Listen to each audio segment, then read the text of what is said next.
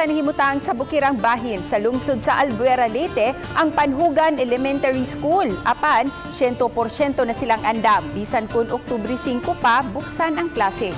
Gikan sa pag-imprinta sa mga modules, ngadto na sa paghatod sa mga modules sa mga tinunan nga kompleto pa sa PPE.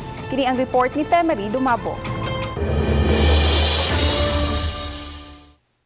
Dulan sa 10 kilometros ang gilayon sa Panhugan Elementary School gikan sa National Highway. Apan dili kini babag aron mahatod sa mga magtutudlo ngadto sa 68 ka mga tinunan ang mga printed modular learning kits. Suportado hinuon ang Tunghaan sa lokal nga kagamhanan ug sa mga stakeholders.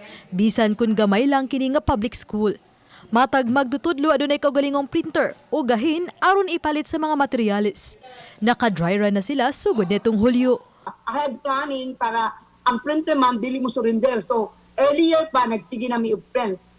Using our QR code or SPOTS QR, meaning to say, ma'am, the SPOTS QR secure and protect our teachers and stakeholders squeeze towards readiness. Gipaybaw ni Ria Amante nga wa may kaso sa COVID-19 ang ilang dapit.